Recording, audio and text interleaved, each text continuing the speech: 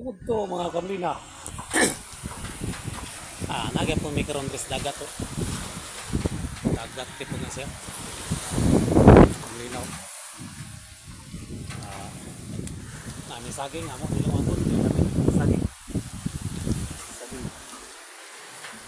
Ihaw po big manok lipot. Amo ni halang-halangon tunuan. Tunuan ng manok. Naral ya manok. Duha ni kabok siya. Duha ni ka manok. Amo ni butang lubi tunuan. Halang-halang niya. Ang usa dubuhon. Amo ni among kusnero niya. Hiring niya, hiring gikan si Cebu City. Hiring. May kaning muluto. Hiring ni among kusnero ni.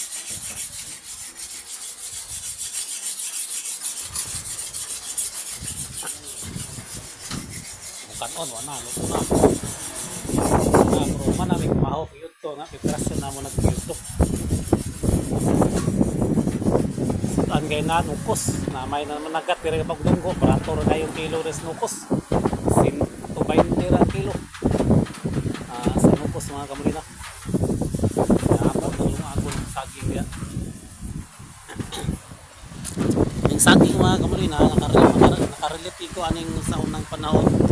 Sa bata pa ko ito ang tatay dito sa Muang Bukid mao gini among kanunon kani saging sugot pamiyan sa una o muna yung kamahaw ito o pangyapon o amo sa to ipuli-puli ang among pangyapon mga lagutmon say saging buntag ito say kamunting kahoy pangyapon say kamuti makakaon lang mi sa una og bugas matag domingo kay ato ang tatay mulungsong man to siya dito sa merkado dala to siya mga saging nga mga lakatan tundan iya to ibligya dito palit to siya bugas isda buhat ginamos amo to lamig na kay namong sudan sa bukid mga kamulina hindi na ako naikawaw nga muna among kinaon sa una mga lagutmon sa semana kas arme kaon og bugas nga kamulina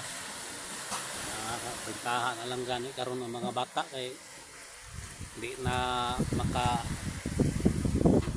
kuan sa among kalisod sa una no sa di na kasunod sa among kalisod sa una nga puro ra lagutmon ng among pagkaon pero kalaw sa Dios buhi nga po ni baskog lang ya pang lawas muna among kinaon sutan mo perminti ito utan no utan nga kamunggay bangko kamunggay tunuan na sa unanay muna mo nga mulina among kinaon sa bukid mo arto mga mulina bye bye.